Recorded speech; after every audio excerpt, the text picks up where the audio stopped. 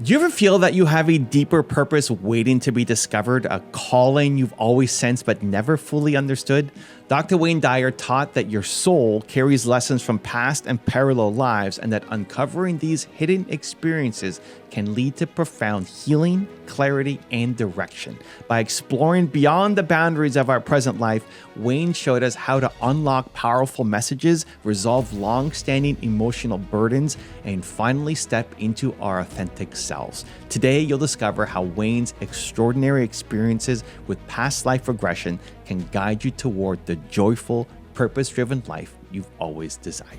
Special thanks to Hay House for partnering with us to release this video exclusively here on my YouTube channel. If you've been here before, drop a hashtag Believe in the comments below so I can feature you here in a future video. And if you're new, welcome to Believe Nation, the only channel that helps you believe in yourself daily, one video at a time. Believe. Dr. Dyer is joining us in Maui, as he usually does. And how are you today, Dr. Dyer? I'm just fine. Just fine. Just had my coffee. Everything's going great. And I don't drink it, you know. I know. It's all, Did a nice long walk, had a wonderful meditation this morning. And that's beautiful. Yeah. You're living the life. And I had an amazing experience on Friday evening. Just very, very, very beautiful. An ayahuasca ceremony. And I have two friends here on Maui who just went through a horrible tragedy. They lost their 14-month-old baby in an accident, in a crib accident. And so they went with me and had this experience. And they actually, the soul of their departed daughter now spoke to both of them at the same time on ayahuasca, which is just an amazing, amazing spiritual experience. And told her, and told the mother and the father, both of them, that she wanted them to laugh more, that she was absolutely fine. She was, it was all perfect. And to stop the sadness that, you're just living in this morose sad thing, which is one of the reasons I asked them to come with me on this experience. And their little 14-month-old spirit of their departed baby, I told them to laugh, and they just burst out into laughter and giggling and laughing and these are two people who haven't laughed one moment. They haven't even smiled in the last several months because of just what they're living with, their only child and so on. And they were just laughing and giggling, and someone spoke to them and said, "This is a very serious ceremony," and they tried to explain what had happened. Wow, it was really that's very incredible. So real healing can take place in one of those ceremonies. Oh, absolutely, yeah. It's considered a sacrament in many parts of the world, especially in South America. And there's just a great spiritual teacher that's in the plants that's called the spirit molecule, DMT. And that was my third experience. And it was truly one of and the hangover from it is just the most beautiful sense of love and peace. And it just seems to radiate out and stay with you. So not like a typical hangover that you might experience. No, and it's not a psychedelic experience, and it's not a drug experience, and a lot of it is misinterpreted, but it's called ayahuasca. You can go on YouTube and watch a film called DMT, the spirit molecule, if you want to learn more about it. Or you can just Google it. And, I've seen that movie, actually. It's pretty fascinating. Yeah. Some of the top scientists in the country are looking at what DMT is, and I can't even pronounce what a dimethyline something or other, but it's basically the chemical that is in everything that is alive. Every leaf, every bird, every rose, every blade of grass has as its essence. In its very essence, it has DMT in it, and when you connect with it, and the ayahuasca kind of helps you do that with yourself. So. Well, it's interesting that you bring that up in the couple that had that experience with their daughter that had passed. Maybe, this short life, she was on her way to live a different life or a different experience on maybe another parallel plane or place that we can't even really wrap our heads around. And that's why I brought it up, because I have a very special guest today on the show, and I was going to ask her what her reaction to it was, but she's just written a book that has on the back of it a statement from the foreword by Dr. Wayne Dyer, and let me read it to you. The book's called Beyond Past Lives by Mira Kelley, a dear friend of mine. What parallel realities can teach us about relationships, healing, and transformation. And on the back of it, it says, although I had read Many Lives, Many Masters by my good friend Brian Weiss, and shared stages with him all over the world, I seldom had any first-hand experience with past life regression. Then I met Mira Kelley.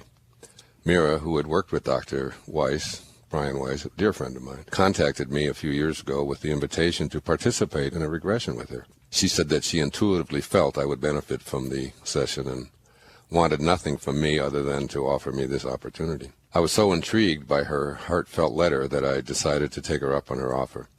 I had no expectations for our session, but within an hour of her arrival, I entered into one of the most riveting experiences of hypnotic time traveling imaginable.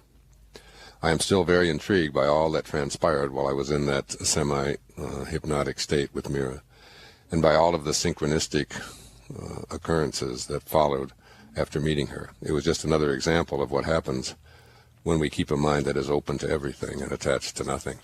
In fact, in the ayahuasca circle, when you go around at the beginning, and there were 44 people there, and they asked for your intention. What is your intention for having this experience? That was exactly what I said. I said I would like to have a mind that is open to everything and attached to nothing. Because my experience with past lives and people talking about it was just from a book I had read many years ago, Many Lives, Many Masters, meeting Brian, and it was always fascinating to me.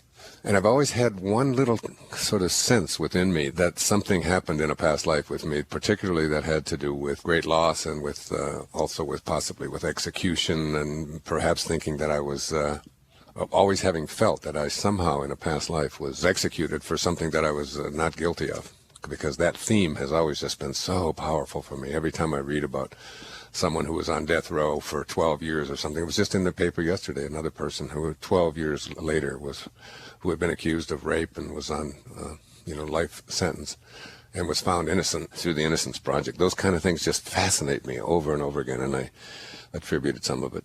But at any rate, I want to put Meera on the phone, and she can talk about her wonderful book. And it's so interesting. And I have a few questions to ask her myself about that. But this is Mira Kelley. Hello, Meera.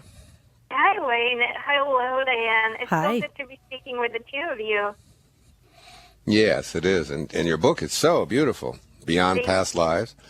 Yeah. And I remember when you were writing it and researching it and how much effort you put into it and so on. So first of all, just tell us a little bit about yourself, how you got into this, because when I met you, you were a practicing lawyer in New York City doing some kind of corporate law, and something happened inside you when you were a very young girl that you knew that was not to be your dharma, that there was something else that you really had to do. And here you are out there now giving workshops and becoming one of the experts on this whole field of past lives and parallel lives. Thank you. Yes, being a corporate lawyer was a moment in my development when you and I met together. And I actually came to know about past life regression when I was a teenager, when I was 13 years old. And I was truly fascinated. I was truly pulled into the possibilities of people healing by simply having a vision of another lifetime or an experience in their minds and releasing lifelong emotional and physical challenges. It just seems so fascinating how such a simple experience can provide so much healing. And when you and I met, after having the opportunity to work with you, there was this powerful moment of recognition in me that it's now or never, because you believed me without coming to you with any credibility, without having a long list of clients and having practiced for decades. You just intuitively knew that our work will be beneficial for you. So there was this moment for me of saying to myself, I really now have to start believing in myself, because Wayne believed in me. So now I gotta live that truth of my own. And that's how I decided to move into doing this work. And ever since then, it's been really an amazing adventure. And Beyond Past Lives, in a way, is a beautiful culmination of that. I remember writing the book and discussing so many of the topics in the book with you. And of course, thank you so much for writing the foreword. Oh, you're very welcome. Before we go into some of the things in the book, I wonder if you could react to, because I'm thinking about what you just said about how the experience of a past life can put you in touch with things that can heal your life and so on. And I think about this couple who had this horrific accident and lost their little 14-month-old baby about maybe a month and a half ago or so. And while we were in this really divine spiritual ceremony out in Hana on the other side of the island here in Maui, they had the spirit of their little girl appeared to both of them simultaneously and told them to lighten up and told them to laugh. And I drove back with them. It's about a 3-hour drive back. And it's almost as if they were healed from their morose despair that they have been living, because the mother actually had thought about suicide. She just could not even imagine living and wanted to rejoin her daughter. So it seemed like it was just like a breakthrough kind of thing. And it was, from someone who was departed. What is your reaction to that? I really love this story. I love the healing that they experienced. And, that's really what happens to spirit once the soul leaves the body. There's this remembering of the magnificence of who we are. In other words, this baby was out of the limitation of the physical body, out of the limitation of the physical world, and it returned to its original essence, to the joy, to the knowing of being unconditionally loved. And what it was looking to do is to say to its parents, it's okay, that was our plan to begin with. Forgive yourself, because there's nothing to feel guilty about, to hold back from, because they were just simply saying the child was simply conveying that was an experience, and we all learn from it. That's why I came into spirit, to help you as a spirit in physical body, to help you heal, to help you face these lessons, these challenges that we have all agreed on. Because, Wayne, I have come to believe that before we come into physical bodies, before we are born, we create these broad strokes of intent of the themes we want to explore, of the lessons we want to learn. And then, sure enough, we get together with our friends, in other words, the mates of our soul, and we decide, how do we do this? Oh, I'm going to be your husband, you're going to be my wife, and would you be so kind to play the role of our child? And yes, we understand you're not going to be with us for so long, but it will be such a tremendous experience of love and opening our hearts that we know that it's worth it. The pain is worth it. Let me ask you, just from a theoretical point of view, or just from your own experience, do you think that the little girl knew when she came into this world that she was only going to be here for a very, very short time? And I believe so, because I know that her spirit was served by coming and having this experience for herself, but I also believe that she knew that she's also serving her parents, and you as well, and me as well, now through the story, right, through our sharing, and all the mothers and fathers of the children out there who had losses of their own or challenges of their own. So definitely that child is really touching the hearts and opening the hearts of so many people right now. Right. Do you believe that when the parents pass on, that they will reconnect? Is that your experience? I know you've done many past life regressions, and we'll share a little bit about the one that we did together, which I wrote about in my earlier book called Wishes Fulfilled.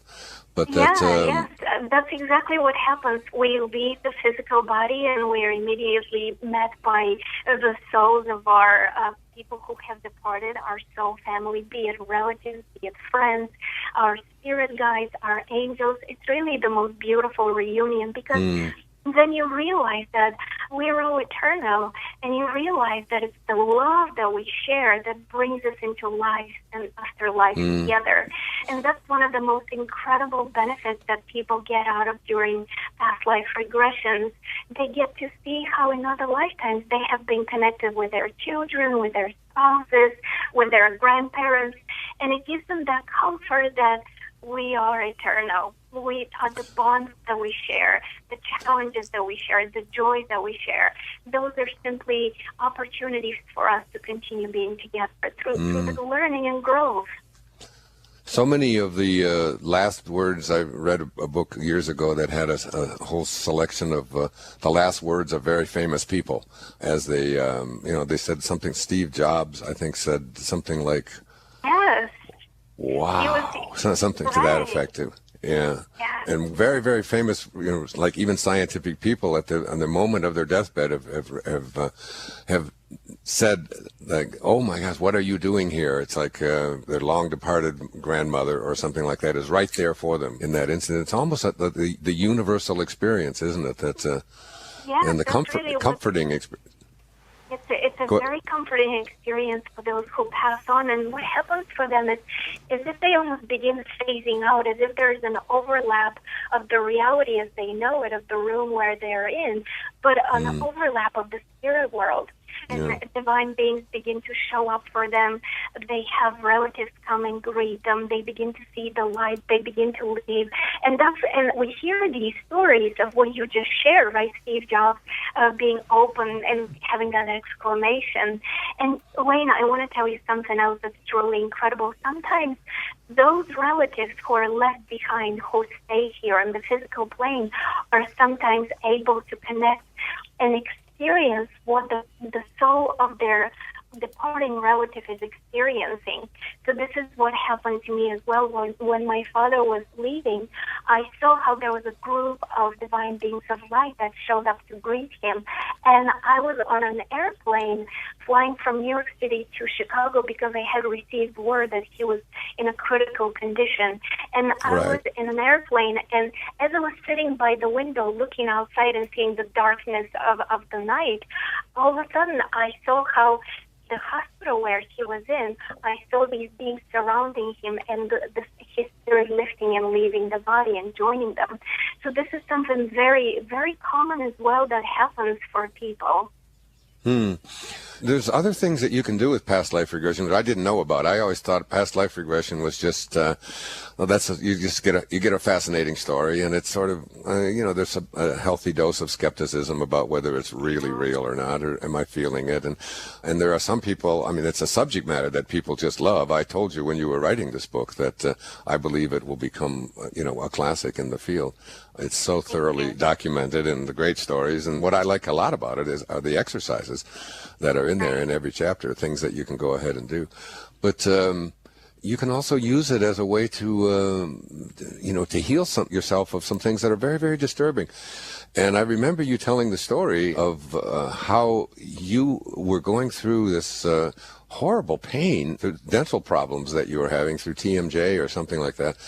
And you had spent all of this money. Well, why don't you tell it? And then how you did a past life regression. And in the past life regression, you absolutely overcame a very, very debilitating pain and a very expensive thing that was taking place in your life. It isn't just you're going to have a past life regression. You're going to have an interesting story. It's going to feel good. And it's sort of like you go into a dream and then you come out of the dream and now you're back in this reality.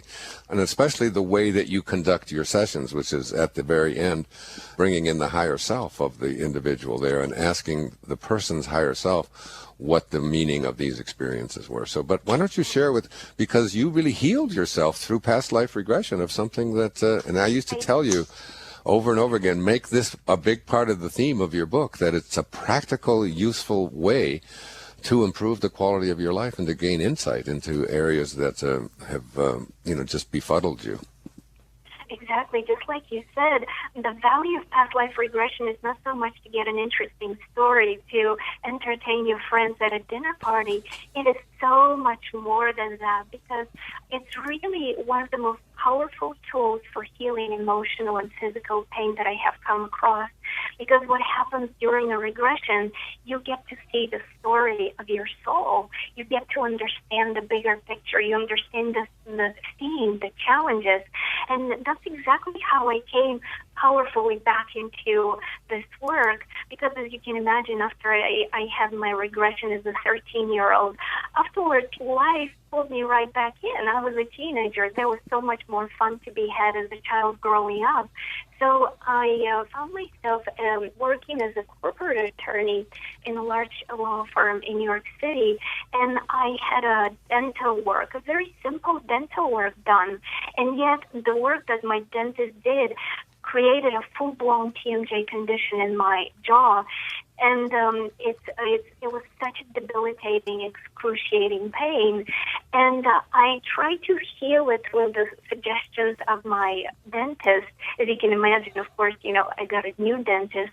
And I was doing everything he suggested. I was doing constant adjustments, I was doing physical therapy. I changed everything possible around me in my life to help the jaw heal, and nothing was healing it. And so one day, plus you were going broke. Weren't you just spending an awful lot of your money? It was really a very expensive situation. Absolutely, absolutely. And in fact, didn't you say that the dentist was planning to do a vacation with the money that he was getting from you or something like that? Yes, my physical therapist, that's exactly what he was saying. He was saying to me, he said to me that he was looking to go on a vacation to Hawaii. And I had this moment of saying, oh my God, I have been paying you all this money, and here I am facing a life of either permanent pain or an operation. And Wayne, I have to tell you, the operation, the way it was described to me, involved breaking my jaw. Can you imagine having your jaw broken so that you can heal the muscles around your jaw? That doesn't even make sense when you think about it. So it was in that moment of the therapist saying, I'm going on vacation, and me looking at him and saying, you're going to use my mind to go on vacation, and here I am, still haven't healed after a whole year of doing this. And it was in that moment of desperation that I remembered regression, remembered what I have read as a little girl, remembered my own story, my first regression. And I found a practitioner, and I experienced a very brief awareness of myself as a slave. And as the slave, I had a big metal collar right around my neck, always there, not removable at all. And this metal collar, when it was put together, it had an imperfection that it was always hurting me and hitting that spot, which was the main pain spot in my jaw, as who I was a few years back. And I have to tell you, it was a very brief experience, but it was a very cathartic one. It left so many emotions being released, and just that question of power and powerlessness. You know, how could I be so powerless to be in this situation? You know, as a slave, why didn't I run away? Why were these people treating me so badly?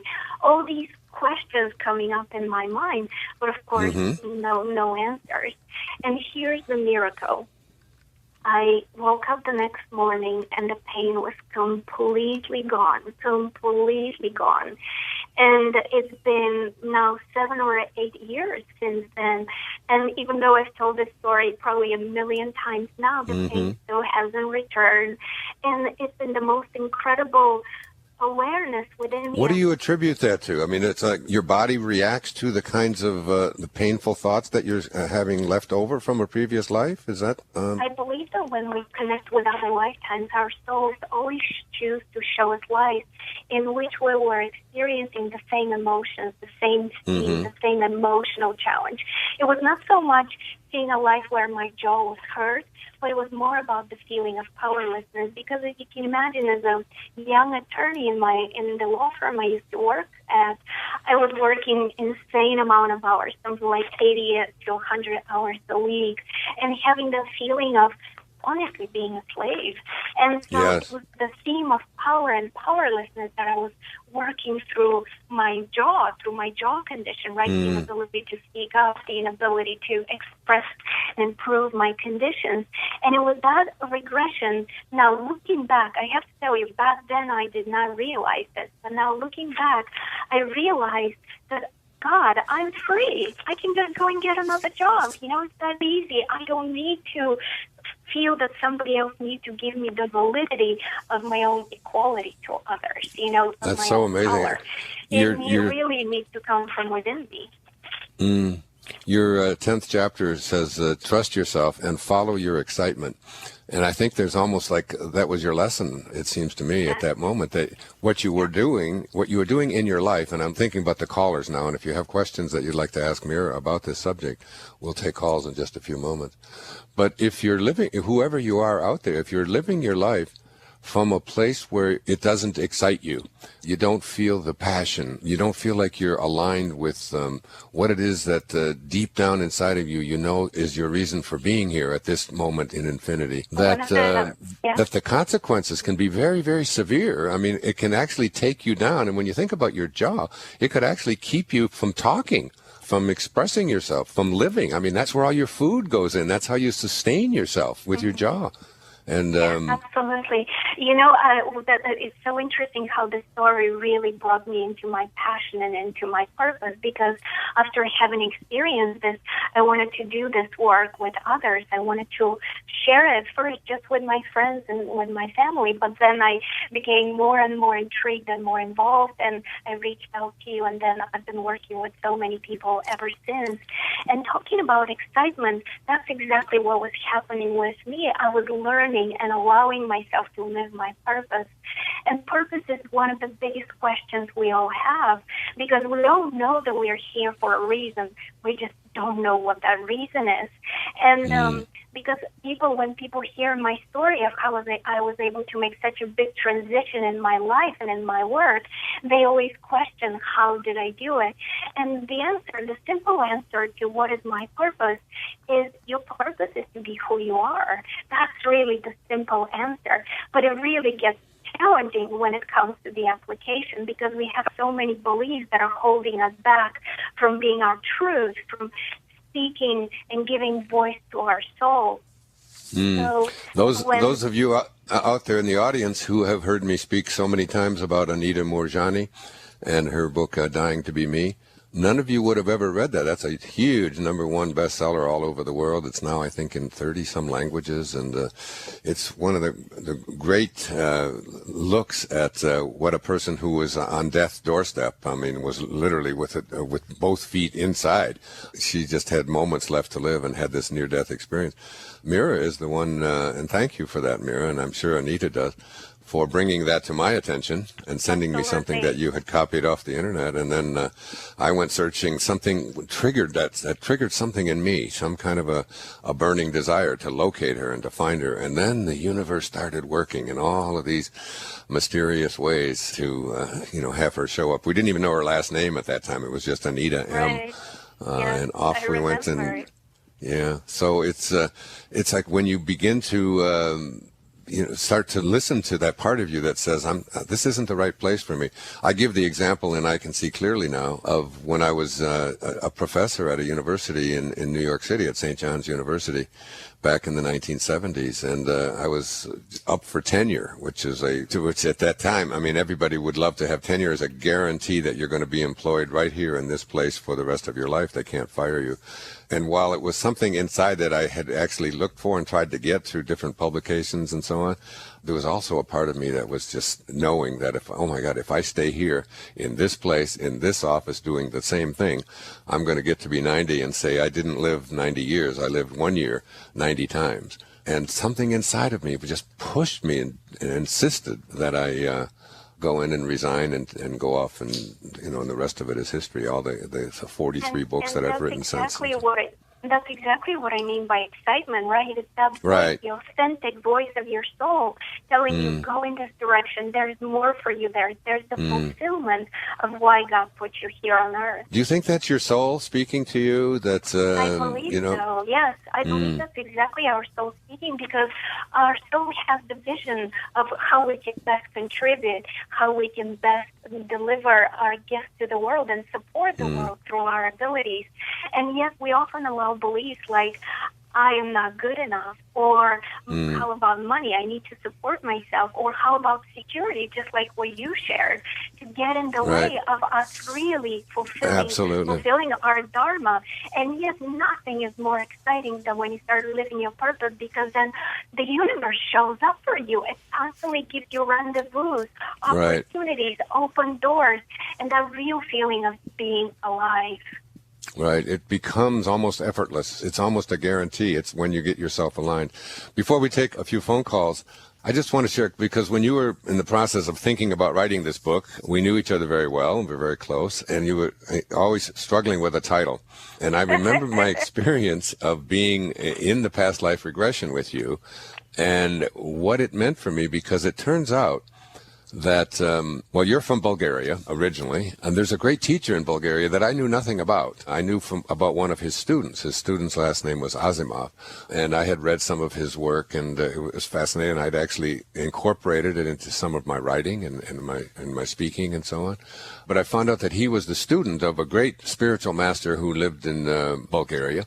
and who passed away in 1944.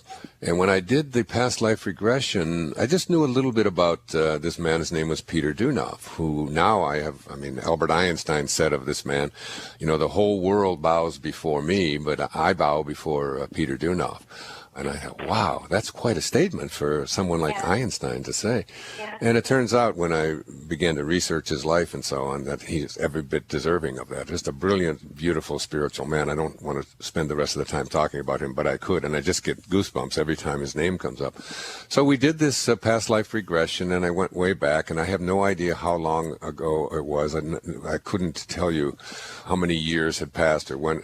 But I was this older man, and I was in a cave, and I had this long white hair, and I could see because I talk to you right now, I have my eyes closed, and I can actually see myself as that man with that hair, talking to my son and trying to convince him to get the rage and the hatred and the revenge out of his heart because his mother, my wife, had been murdered by someone, and he just was filled with that rage, and I was trying to convince him to come into the light.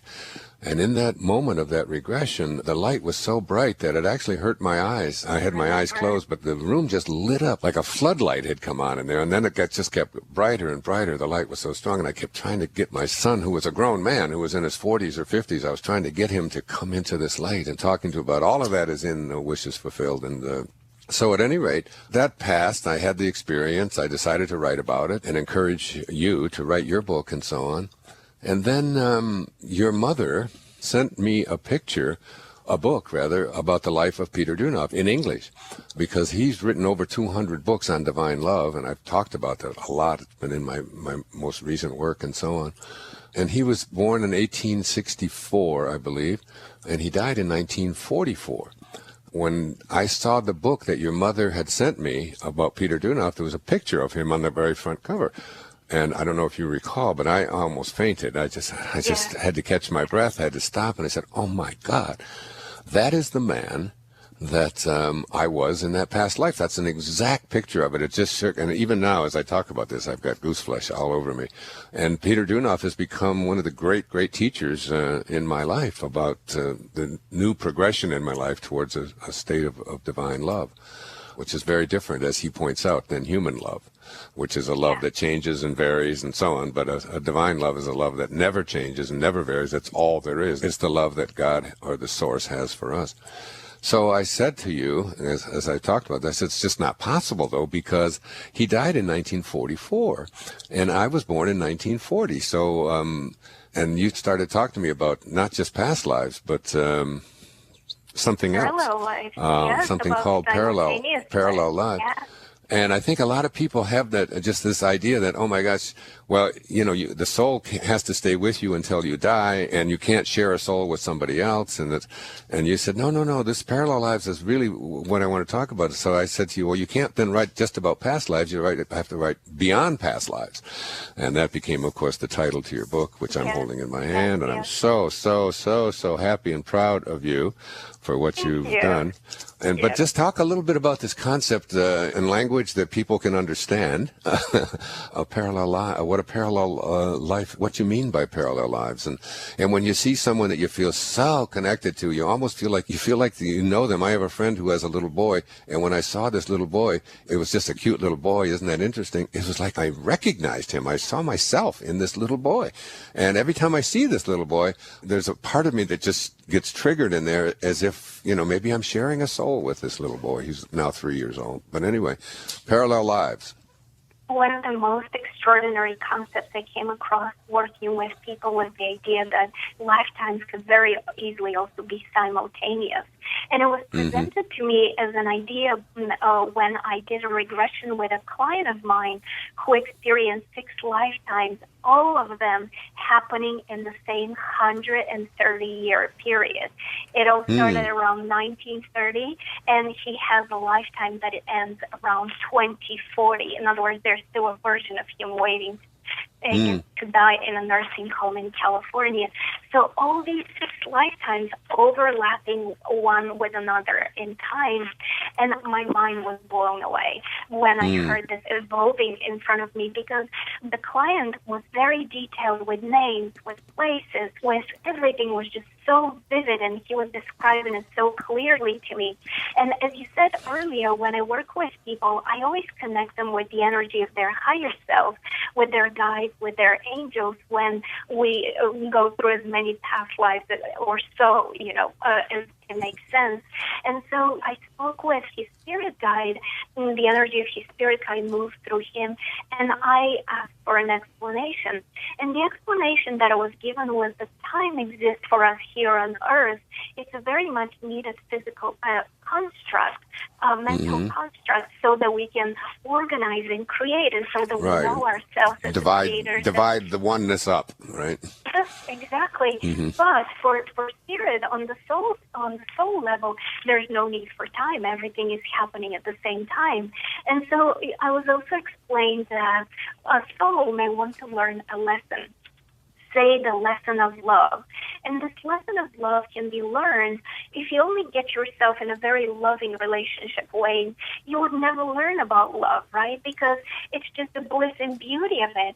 But also the soul needs to experience the fullness of the lesson, and that comes when you have lifetimes where you're abandoned, where you hurt, where you cheated on, where you betrayed, where you betray.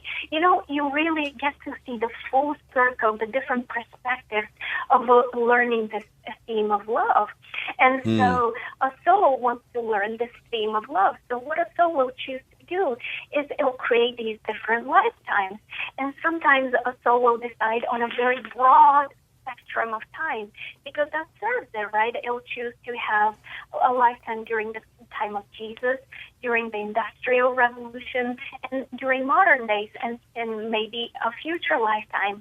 Or a soul like this point that I mentioned can choose to have all 6 lifetimes that will help with the theme of love in the same 130-year period. Right. And so this is really expanding our understanding of time. And just as you were sharing earlier, the idea of how is it possible? How is it possible when lifetimes overlap for it to actually be still the same soul and for this to be real? And so that's a great explanation, yeah. So that's one of the most incredible aspects of Beyond Past Life, that it really brings a whole new understanding of time and cause and effect, and our ability to be the master creators of our life. Right. It's amazing because every time I bring up the name Peter Deunov on stage or, in speaking or in interviews or whatever, something goes through me as if to say I'm really speaking about a part of myself that we must have, and our lives, do overlap in terms of the kinds of teachings that we're doing. I'm just honored to even be mentioned in the same breath with someone such as this great man, who Einstein said, was perhaps his greatest hero while he was alive. Diane, do we have the phones open? Can we take is there any calls related to this subject? We actually have a couple of interesting calls here. Oh, great. Let's, and Meera, can you stay on and talk to these people? Thank you. Let's see if we can get 2 or 3 calls in before the end of the show. Okay, this is an interesting question from Gretchen in San Francisco. She's on line 9, kind of tying into what you had shared about the couple earlier in the show. She had a question about that, so let's bring her on. Gretchen, welcome to the show. Hi. Thanks. Hi, Gretchen. I took a Gretchen to my senior prom. Oh, Gretchen Zimmerman. She was the love of my life. I just so I'm just seeing myself. I can see her in that powder blue dress that she had, and I was dancing with her. And then after the prom, she didn't cooperate, and I had something different in mind, and she didn't have that in mind at all. Well, we're hello, Gretchen. Headstrong. Gretchen tends to be headstrong. Yeah. So, but thank you for having me on. My question was, with regard to the couple that lost their small child, and then the child came back to reassure them, why doesn't that happen more often? I just recently had a friend pass away last week, and why isn't that kind of communication consistent? Well, that's what Meera writes about, and that's what a past life regression could do. I mean, if Mira, I'd like you to respond. It's like it doesn't just happen just sort of spontaneously, isn't? I mean, doesn't get like like I used ayahuasca ceremony that I was participated in as one of the ways to get to the DMT and so on and open us up to all possibilities. But past life regression works like that as well. It really does. Yes, it really does. It's very easy for us to connect with the divine, with those of the loved ones who have passed on. What is stopping us is our beliefs, if it's possible or not, because they're always with us. Their energy, their spirit is always with us. I remember I had a dream after my father passed away, and in my dream, he was simply there on the market, on the street with me. And I said to my father in my dream, "What are you doing here?" And he said, "I'm always here. It's just that you don't see me and you don't think I'm around." And it was that moment for me of recognizing, gosh, isn't this incredible? Dad is really always around here.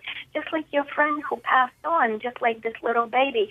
Their spirit, their love, their energy is always with us, always supporting us, always encouraging us, always finding ways to remind us through songs of the love that we share, through memories, through sensations, through just that feeling of always being, connected. And so it's really our belief, if it's possible or not, that gets in the way of us experiencing. That's such a good point. I think it's interesting, Gretchen, because even asking the question of why doesn't it happen to people, in other words, why or myself as well, why doesn't it happen more frequently? Even to ask the question implies that it's not something that's really real. It's something that's normal, that happens to everybody. Yeah, I totally that agree some with people you, get it and some people don't. So it's that whole idea is like whether you think, that old thing, that old line by Henry Ford, whether you think you're right or whether you think you can or whether you think you can't. Either way, you're correct. If you think you can, then you act upon that thought. I mean, it's sort of a very basic spiritual psychological principle. We become what we think about. Sure, and I was telling the person who took my call that I do believe in that. In a couple of days after my friend passed away, there was a white feather in my room, and the door wasn't open. There weren't any birds flying around. Yeah. And so I felt like that was a message That was from your her. sign. Absolutely. That was your message. Absolutely. I love that. I do too, but I wish I could tune into it more. I want to give you a tool. I want to teach you something. And it's so simple that you might want to say this is not real. But I want to give you this to do. Please have conversations with her in your mind, because she's not gone. She's not... she's there with you. So I want to encourage you to have conversations with her in your mind. Converse with her just like you would if she was present physically in the room with you. And imagine what would she say. In other words, you think what you would say, what do you want to say, and then imagine what she responds back. And I know that you will feel her energy. You will hear the sound of her voice, because you know her. You know how she will respond. So I know that this little tool, this little technique will just bring that feeling of we're together. And I promise you might actually even surprise yourself, because you might hear something you did not think, and because that will be her talking to you, through the stream of words and thoughts you're allowing in your mind. She might just slip a thought for you, and you'll be surprised and be like, where did that come from? So please do this. I think that's what happened with the couple that I went to the ceremony with this weekend, the one who lost their little baby. They absolutely were open to the possibility. It's like if you have this idea that, have a mind that's open to everything and attached to nothing. Mark Twain, I used this in my last PBS special, and I can see clearly now. Mark Twain said, it isn't what you don't know that gets you into trouble. It's what you know for sure that just ain't so. And so many people listening when it comes to past lives, and I was one of them for most of my life. I know for sure something that just turns out to not be true at all. For my whole lifetime, I was shut down to the idea that there's something really to be gained from past life and parallel life regression. Thank you, Gretchen. Thank you. Okay, So do we have another call? Sure, we Diane? could probably squeeze in a couple of callers. Let's go to Lori in Atlanta, who has a question about past life issues that might be affecting her now. So, Lori, welcome to the show.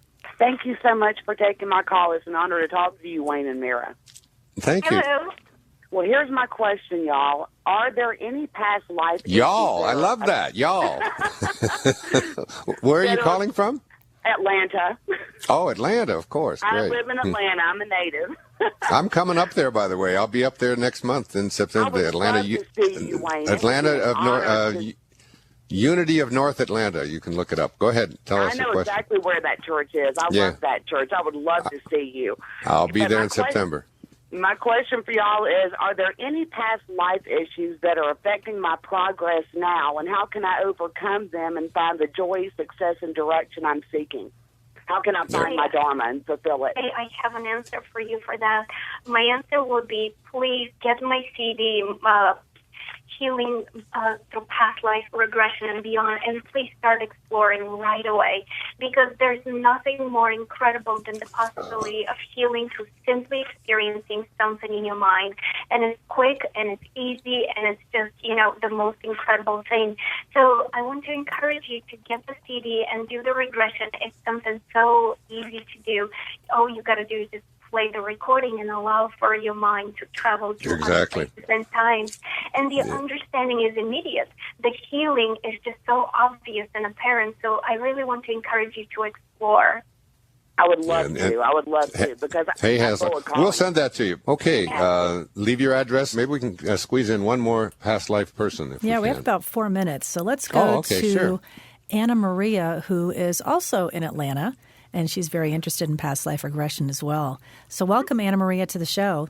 Thank you so much. Thank you for taking my call. I really appreciate it. And go ahead with your question. What's on your mind?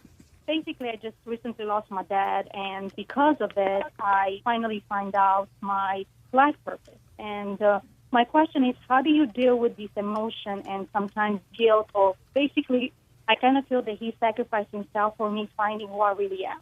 Mira? The healing arises naturally when you experience other lifetimes, because you get to see how the story, the lesson is developed in other lifetimes. And you come out of a regression and you say, you know what? I'm a different person. I understand the limitations in that lifetime. I understand why I acted on all these ways, but I now have the freedom to choose. And it's that moment of empowering yourself and really saying, enough is enough. I am doing this differently now. That is just priceless. And that's really what is the beauty of regression, is that allows you to naturally move through the emotions and release them and let them go and come to a place where you really feel able to move forward, very clear, very much empowered by all these events that you experience through regression. Do you is it Laurie? Was that your name? I missed it. No, this is Anna Maria. She's from the same area. Right. Yeah. Okay. Anna Marie, is there a sense that you're feeling some guilt about your relationship with your father that you just feel is not resolved at this point? I remember Anita speaking about in her book Dying to Be Me, that she had a sort of a tumultuous relationship with her father while she was alive, and when she had the near-death experience and saw him, it was nothing but pure love. It was just. Is that sort of your experience, Mira, when people go back and they come to the spirit? No. Definitely. Because when we are on the spirit side, we see each other for the pure love that we are. We see the intention of healing, and we understand that we did the best we knew how to. Our fathers, our mothers, who have hurt us in the present life, right? But we know that they did it because they too felt so limited. They too felt so restricted by the beliefs and circumstances they were raised with. Right. Okay. The forgiveness is so. Right. You have a whole chapter on forgiveness, but I want to hear Anna Marie, because I heard you saying no in the background. Go ahead. Yeah. Well, basically, I had, one of the most amazing relationships with my dad. I really think that we've been together in different past lives, and but he just passed away, and he passed away, basically in front of me. It's a really long story, and I kind of felt guilty for him passing away. I kind of felt that it was my fault, and okay. So when he basically died... Anne Marie, I wanted to tell you, a spirit... You just have about 10 seconds, dear. About 10 seconds. Go ahead. Only when they're ready. That's when they leave. So release the guilt. He was simply ready to go home. Yeah, this is what the lesson that my friends had to learn also with their little girl, that they absolutely know as they go through each of the events that she was definitely called to be there. You've met Scarlett Lewis, who wrote her wonderful book on nurturing, healing, and love. Her son also knew when we're called, we go. That's when we're. Thank you, Meera. Beyond past lives. I love it. Congratulations. I'm very, very proud of you. God bless you. And congratulations, you're one video closer to who you're meant to be. For some more incredible Wayne Dyer videos, check it out right there next to me. I think you'll love them. Continue to believe, and I'll see you there. In our ongoing effort to move through some of the chapters in your Being in Balance, your latest book that you have out, I thought today maybe we could concentrate on the second chapter of that book, which is balancing your desire to be at peace and your need to achieve.